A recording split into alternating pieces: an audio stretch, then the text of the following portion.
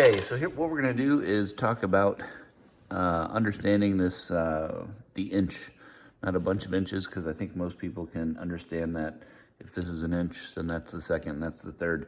But the mystery for students and the thing that really goofs them up, even at this point, and not just students, adults, because I know plenty who, if I ask them to get to a specific point on a 16th inch scale rule, they would say it's 6 and about 3 things after this thing and whatever. So because you are going to be needing to know how to scale, you do need to know how to measure. So I'm just going to make a gigantic 1 inch on a piece of paper, and this should be helpful to you. Okay, if you look on a scale, on a ruler, the ones we'll use are 1/16 inch scale rulers, which means that between any one of these inches, 0 and 1, 1 and 2, 2 and 3, there are 16 little marks, also known as sixteenths.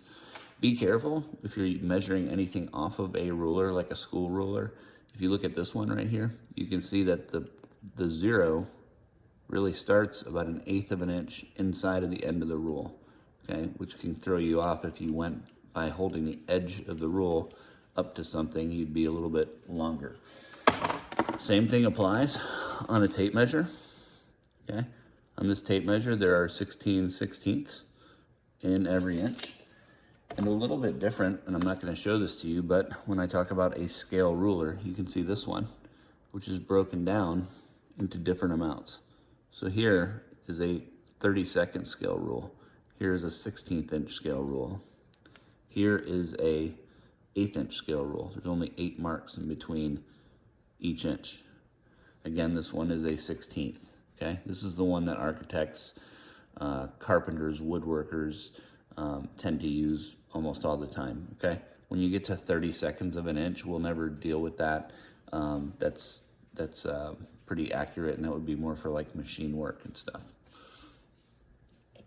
So the easiest way I know to do this, or I can think of, is avoid anything that a math teacher ever taught you. Okay, if you're unsure about sixteenths, and just think about or avoid thinking about those things that they said about lowest common denominator and greatest common factor in terms of reducing and everything else.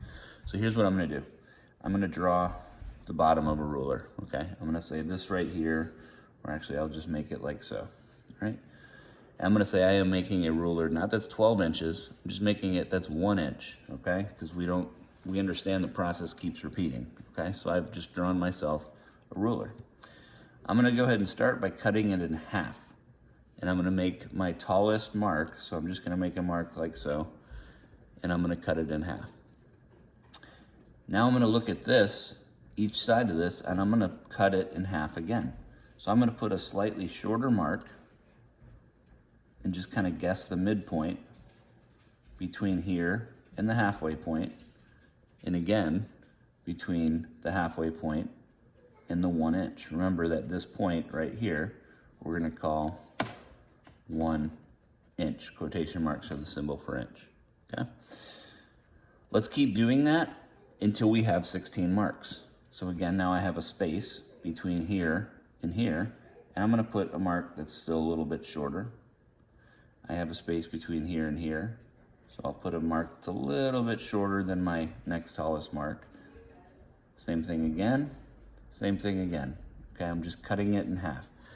So what scale ruler have we made? Well, if we look right now, we can count marks. 1, 2, 3, 4, 5, 6, 7, 8. That would be an 1/8 inch scale ruler. We've just divided 1 inch into 8 pieces.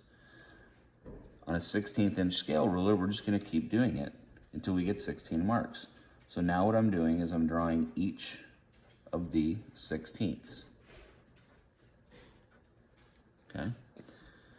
So if you've done it really nice and neat, I could have kind of varied the size of my marks a little bit better, but you can see really clearly that you have 16 marks. You can count them for yourself.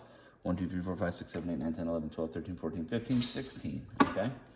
And that looks exactly like what you would find on a 16th inch scale ruler, just like so. Oh, that's the 1/8 inch side, but on this lower side, okay?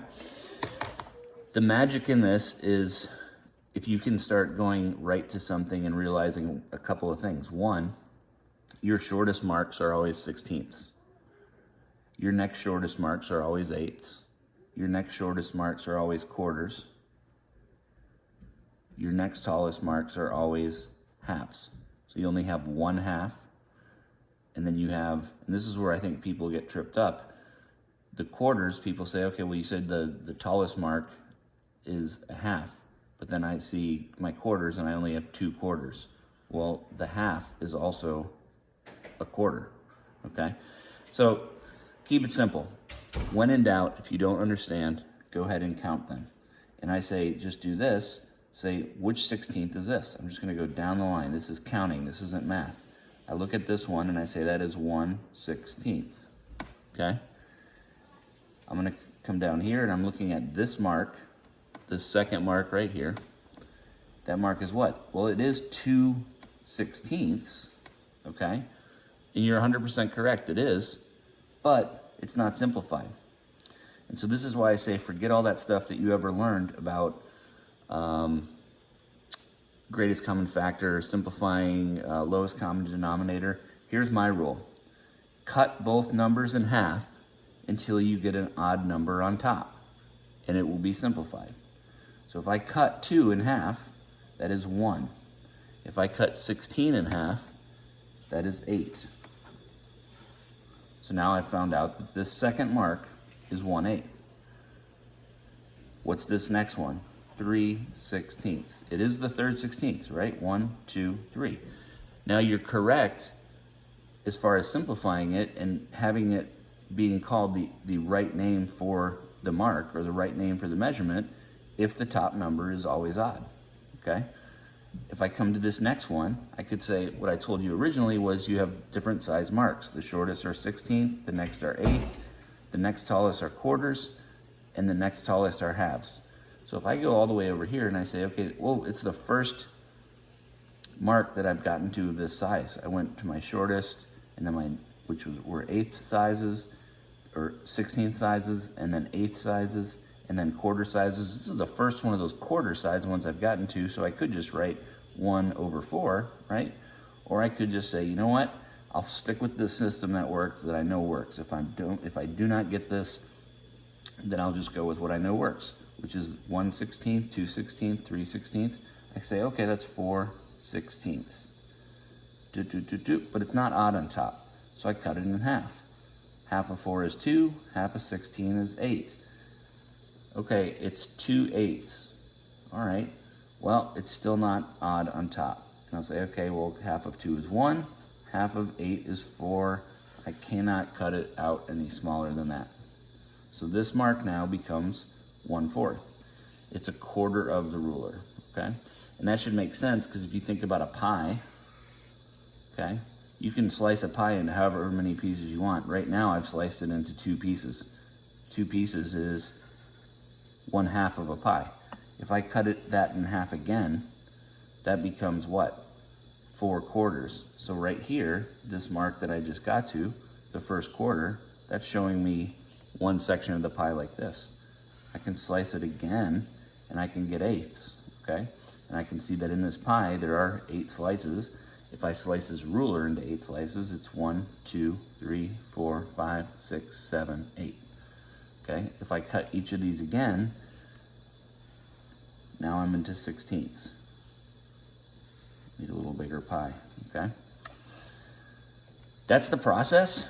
What you need to be able to do, though, is get to the point that you can just look at the ruler and say, this is a half, okay? This is 1 past the half, and just start to develop a pattern. So 1 past the half is 9/16. This one, yes, we could count them. It's 10/16, right? 1, 2, 3, 4, 5, 6, 7, 8, 9, 10. But we know we can't have that. That's not a simplified answer. So 10/16 we have to cut it down, right? Half of 10 becomes what? 5. Half of 16 becomes what? 8. Okay? So that's the process overall. I don't know why I crossed it out, but that is 5/8. If you go back and you say, okay, my next shortest marks were eighths, right? Or my second tallest marks were eighths. that's my 16th size mark. This is my 8th size mark. This is, I already did it by counting the old-fashioned way and said it's 5/8. Is it true? 1, 2, 3, 4, 5. Okay. Go ahead and give it a whirl on your own, and again, look at it. Do it 2 or 3 or 4 times, and see if you can get to the point where you just say, you can draw a ruler, just like I just did. You can draw it and split it in half, and then split it in quarters, and then split those quarters in half, which we know to be eighths, and then split those eighths in half, which we know to be 16ths. If you got that part done, you're kind of halfway home. And then just see if you can go down and just label this without having to go in sequence. Maybe go in sequence once or twice, but then see if you can go ahead and label this and get right to this point and say that I know that this is 11/16. Okay? How did I know that? Well, because I did it enough times, you know, the old-fashioned way, that I said, okay, this is 12/16. Okay? And it's 1/16 behind it. That's kind of how I see it in my brain. When I go to this, I say, okay, I know that the end, this is the one that leaves people questioning, because we said that this is 1 inch, right? Well, 1 inch is also 16/16, right? Anything that's a full amount of that thing is equal to 1, right? So if I go here and I say, okay, that's 16/16, or that's 1 inch, 1/16 behind him is 15/16. All right. So I want you guys to be able to practice this to the point of just being able to go straight in, see any mark, and say, okay, that is 3/8, that is 1/8, that's a quarter, that's 7/16, that's 5/16, etc., etc. Okay. Try it out.